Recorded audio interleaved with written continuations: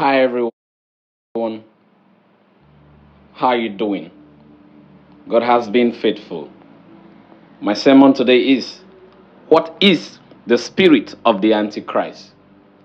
Make sure you like this video, comment and subscribe so YouTube will recommend this video for others to be well enlightened on the word. The phrase spirit of the antichrist is found in 1 John 4:2-3. This is how you can recognize the spirit of God. Every spirit that acknowledges that Jesus Christ has come in the flesh is from God.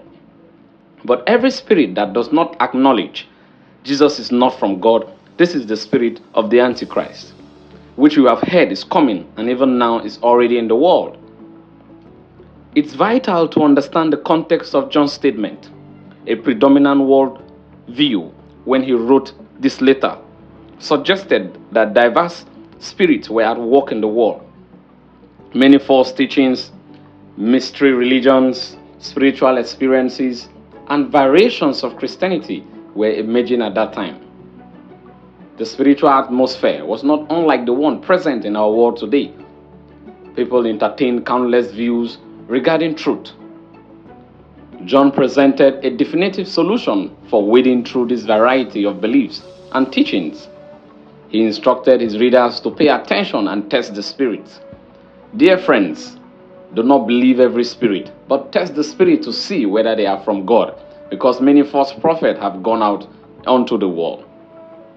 1 John 4:1. But how do we test the spirit?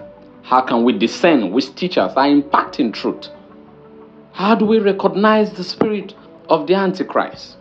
These spirits John spoke of were not merely disembodied, supernatural beings. John taught that a prophet or teacher was the actual mouthpiece for a spirit.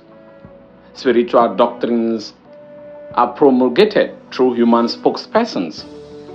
Teachers of truth are filled with the Spirit of God and thus are agents who speak for God.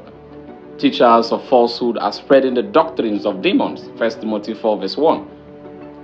So, the first test relates to theology or doctrine. Every spirit that acknowledges that Jesus Christ has come in the flesh is from God. 1 John 4:2. We can ask, does the content of the person's teaching acknowledge that Jesus Christ, fully God and fully human, has come in the flesh? If the answer is yes, then we know the Spirit of God inspires that person. If not, his entire teachings ought to be rejected. This particular test was especially apropos in John's day, as the heresies of how we recognize the spirit of truth and the spirit of falsehood. 1 John 4:5-6. Those who are influenced by the spirit of the Antichrist are of the world. They have the same values as the world. Therefore, the world listens to them. Those who acknowledge Christ have a spirit of truth, and they embrace the apostles' message. The gospel of the apostles preached is never popular in the world, but it is that very gospel that holds the power to save through God's spirit of truth. Romans 1:16. The believer's job to test the spirit carefully. 1 John 4:1. We must be wise as serpents and innocent as doves. Matthew 10:16. We should not automatically embrace the message of any preacher or teacher simply because of his or her reputation or credentials. Rather, we must listen cautiously to their Christology. What they say about Jesus is of utmost importance.